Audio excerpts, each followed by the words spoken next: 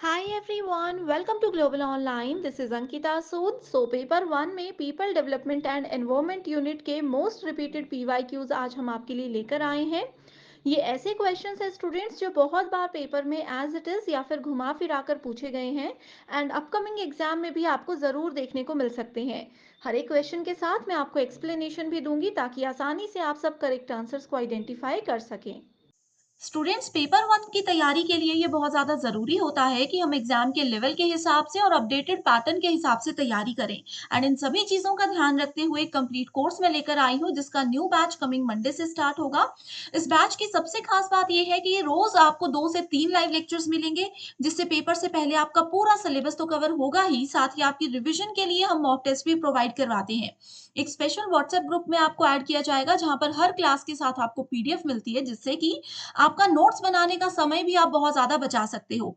ये 2 नंबर्स आपको दे रही हूँ जिन पर व्हाट्सएप के थ्रू आप कॉन्टैक्ट करके पूरी जानकारी ले सकते हैं। साथ ही फ्री वीडियोज़ और मॉक टेस्ट के लिए ग्लोबल ऑनलाइन ऐप को डाउनलोड करिए।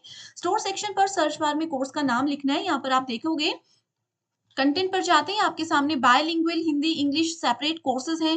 प्रीवियस ईयर पेपर्स आपको सॉल्यूशन और एक्सप्लेनेशन के साथ मिल जाते हैं। यूनिट वाइज फोल्डर्स हैं ताकि आप किसी भी यूनिट को कभी भी रिवाइज कर सकें, किसी भी यूनिट से अपनी तैयारी शुरू कर सकते हैं। लाइव क्लासेस भी आपको ऐप में जरूर मिल जाएंगी। तो ये ऐसा कोर्स है जो कि डेफिनेटली आपको पेपर वन में 100 में से 80 प्लस स्कोर करने में मदद कर सकता है।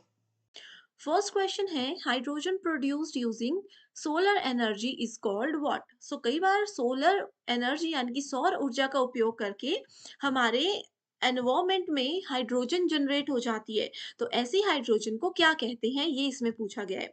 ऑप्शंस है grey hydrogen, green hydrogen, white hydrogen या फिर टॉर्क्यूस हाइड्रोजन।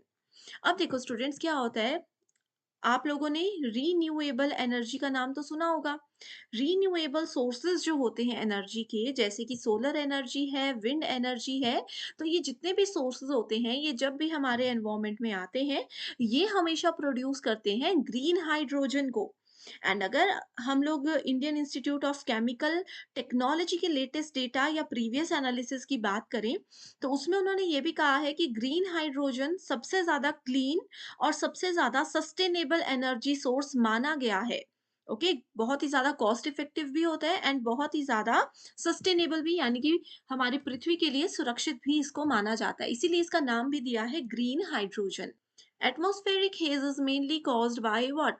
सो एटमॉस्फेरिक हेज यानी कि वायुमंडलीय धुंध, बहुत बार आपके आसपास धुंध होती है सुबह के समय या बरसात के सीजन में, ये किस वजह से होती है पूछा गया है।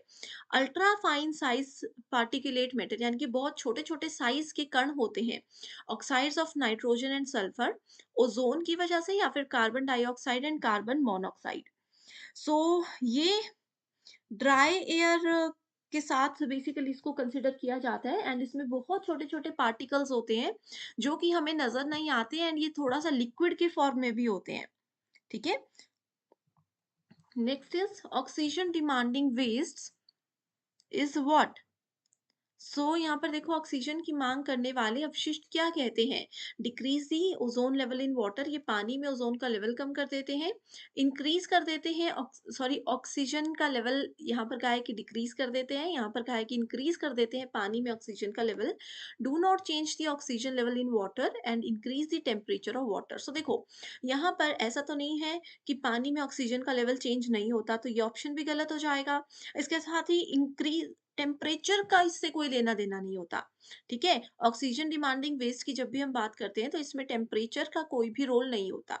इसमें सिर्फ वाटर लेवल की बात होती है, वाटर में ऑक्सीजन लेवल की बात होती है, जो कि हमेशा डिक्रीज होता है। तो ये बहुत इंपॉर्टेंट क्वेश्चन है, बार बार पूछा गया है। How many national missions are there in the national action plan on climate change. NAP के बारे में हमने बहुत बार डिस्कस किया है, इसमें कहा है कि कितने नेशनल मिशंस हैं क्लाइमेट चेंज को लेकर के। इसमें है टोटल 8 मिशंस, जो कि बहुत इंपॉर्टेंट है। इनके नाम अगर अभी तक आपने नहीं पढ़े हैं तो कमेंट कर दीजिए, मैं वीडियो का लिंक शेयर कर दूंगी। Next is the substance that slows down the neutrons to have controlled chain reaction during nuclear energy production is called what। तो वो कौन सा पदार्थ है जो कि परमाणु ऊर्जा उत्पादन के दौरान नियंत्रित श्रृंखला प्रतिक्रिया के लिए न्यूट्रॉन को धीमा कर देता है, तो इसको क्या कहा जाता है।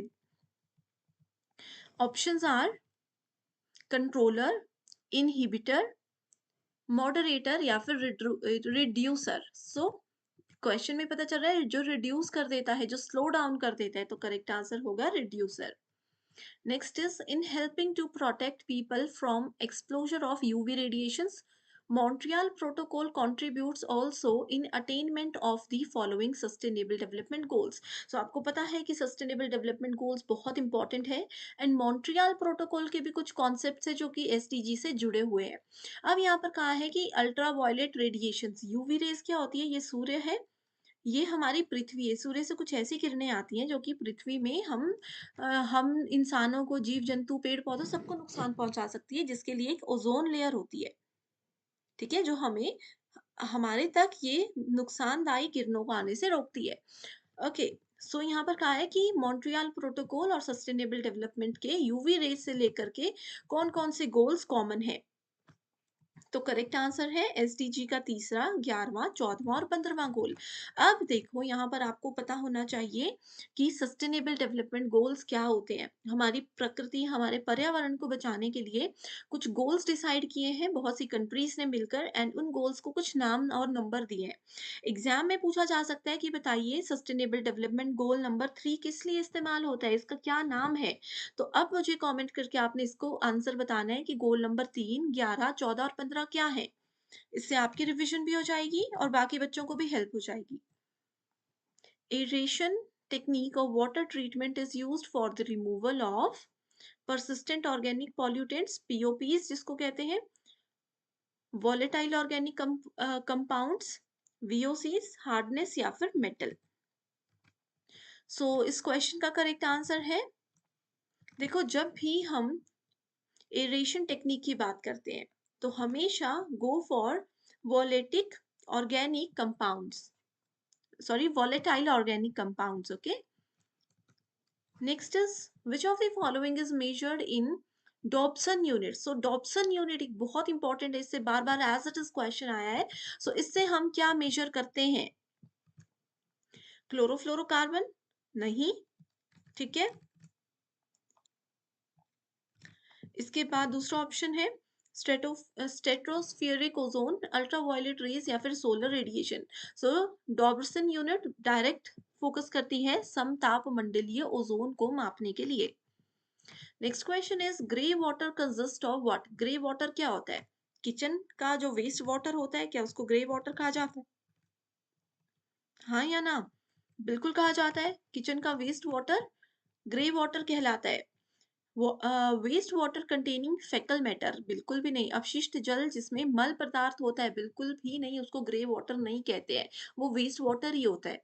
Waste water from industrial units नहीं, वो पॉल्यूटेड वाटर होता है। बाथरूम वेस्ट वाटर, बाथरूम से जो पानी निकलता है जिसमें साबुन का झाग और थोड़ा सा ये चीजें रहती हैं, तो ये भी सही ऑप्शन है। Water from agricultural run of, ये भी नहीं होता है, ठीक है। सो करेक्ट आंसर क्या है? A and D, that is option number 4। सिर्फ यही ग्रे वाटर की कैटेगरी में आते हैं। Next is which one of the following are biofuels. So इनमें से जैव ईंधन कौन कौन से, बचपन से ये चीजें पढ़ रहे हैं ना। गैसोलीन, मिथेनॉल, मीथेन या फिर इथेनॉल।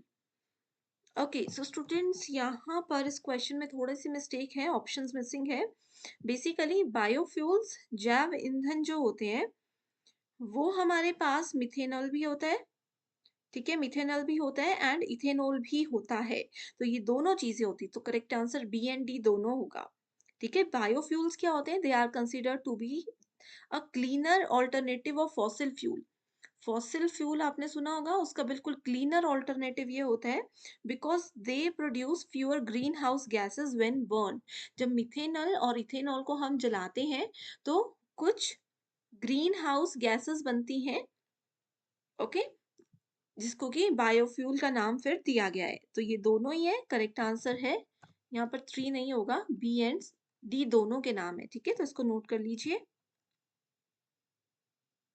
अगर हम यहाँ पर स्पेसिफिकली मिथेनॉल की बात करते हैं, so methanol is produced from gasification of biomass और the distillation of woods, while ethanol की अगर बात की जाए, सो ये फर्मेंटिंग क्रॉप्स जैसे कि कॉर्न, शुगर केन, उनको जब जलाते हैं तो इथेनॉल प्रोड्यूस होती है। ओके, सो ये बहुत इंपॉर्टेंट सीरीज है, बहुत इंपॉर्टेंट क्वेश्चंस है। So thank you so much everyone for watching this video and I wish you all the very best.